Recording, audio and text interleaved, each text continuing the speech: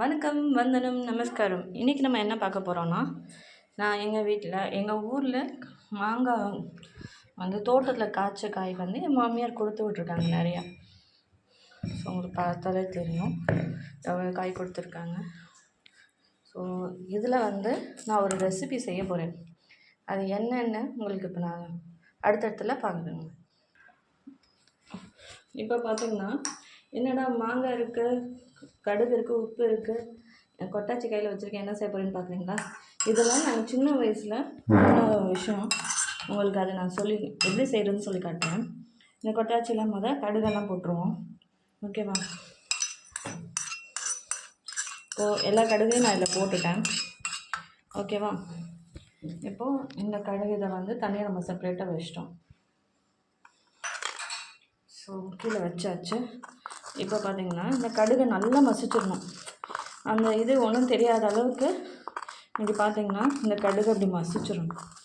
இது ரொம்ப நல்லாயிருக்கும். நீங்கள் வீட்டில் ட்ரை பண்ணி பாருங்கள். நல்லா சுத்தமான கொட்டாச்சி எடுத்துக்கோங்க. எப்படின்னா தேங்காய் எடுத்தோன்னா அந்த ஃப்ரெஷ்ஷாக அந்த இது இருக்கும், அதை கழுவிட்டு கொஞ்சம் நேரம் வெயிலில் காய வச்சுட்டு அப்புறமா எடுத்துக்கோங்க.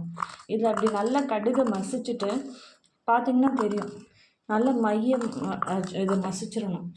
அதுக்கப்புறம் என்ன செய்யணுன்னா, கொஞ்சமாக, ரொம்ப வேண்டாம், கொஞ்சமாக உப்பும் தனி மிளகாப்பொடி நான் கலந்து வச்சுருக்கேன். இது வந்து மாங்காய்க்கு எப்பவும் தொட்டு சாப்பிட்றது, அது எல்லாத்துக்கும் தெரியும். ஸோ இப்படி போட்டு இதில் கலரிட்டோம். இந்த மாங்காய் கொஞ்சமாக எடுத்து இதில் இப்படி இருக்குல்ல, ஸோ அந்த உப்புக்கும் அந்த மாங்காய் இதுக்கும் அளவுக்கு நீங்கள் சாப்பிடணும். எங்கள் சின்ன வயசுலலாம் எங்கள் ஏரியாவில் ஒரு பாட்டி இப்படி தான் எங்களுக்கு சேல்ஸ் பண்ணி கொடுப்பாங்க. ரொம்ப நல்லாயிருக்கும் அந்த ஃப்ளேவர். நீங்கள் சாப்பிட்டு பார்த்தீங்கன்னா உங்களுக்கு தெரியுதான்னு தெரியல. நீங்கள் இதை வீட்டில் கண்டிப்பாக ட்ரை பண்ணிவிட்டு எனக்கு சொல்லுங்கள் எப்படி இருக்குன்னு. நான்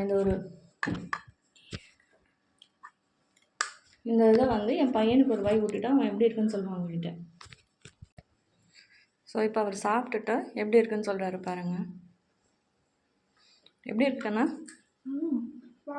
சூப்பராக இருக்கா? தேங்க்யூ, பாய்.